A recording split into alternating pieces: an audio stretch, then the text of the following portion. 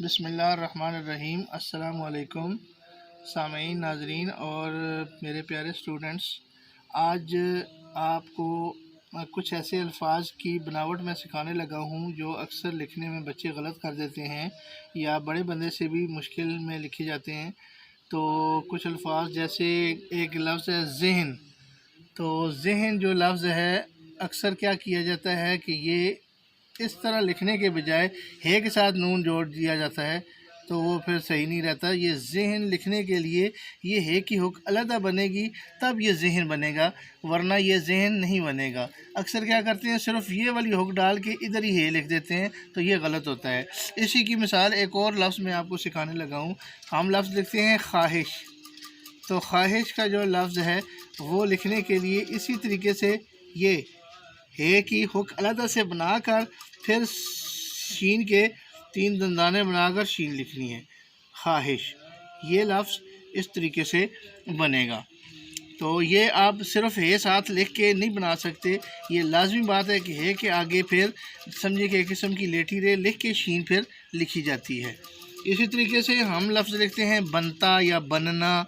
तो क्या करते हैं कि उसमें शोशा नहीं डालते, जबकि ये शोशा होना ज़रूरी है। बनता, ठीक है ना।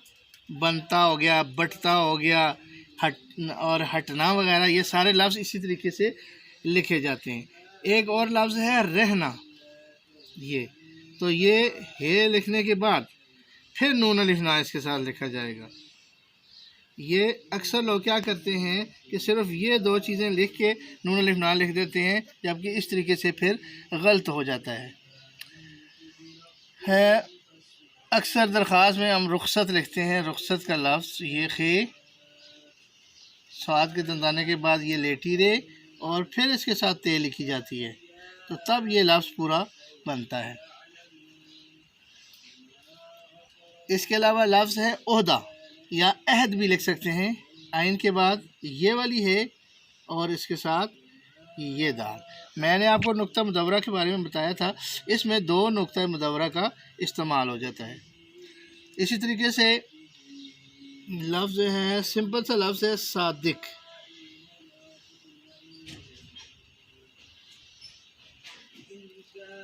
और इसकी जमा जब लिखी जाती है तो उसमें थोड़ा सा फ़र्क डाल देते हैं। जैसे सादिकीन लिखेंगे लफ्ज़ तो फिर ये इस तरीके से लिखेंगे सादिक।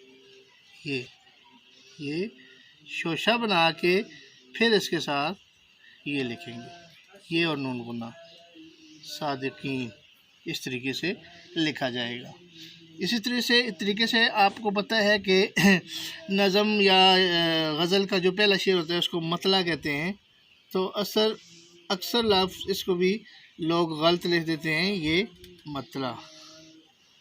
ये गज़ल का जो पहला शेर होता है इसको कहा जाता है मतला। और उसके अलावा आसमान की जो हालत होती है, कहते हैं कि आज मतला साफ़ है, आज बारिश हो रही है, या इस तरह की, ये दोनों एक ही तरीके से लिखे जाते हैं। इसी तरीके से एक लफ्ज़ होता है मक्ता।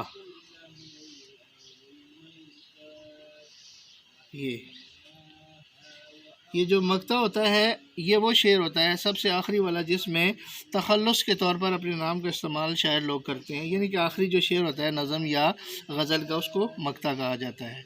इसी तरीके से लफ्ज़ है मुईन या मुअय्यन भी इसको कह सकते हैं। ये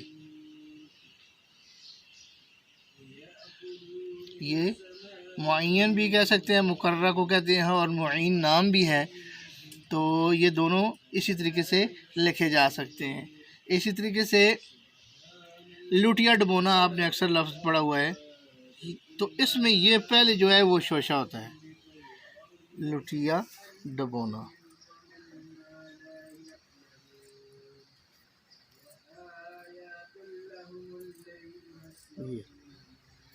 उम्मीद है कि आपको आज के सबक में ये जो मैंने कुछ अल्फाज आपको समझाए हैं अच्छे तरीके से समझ आ गए होंगे।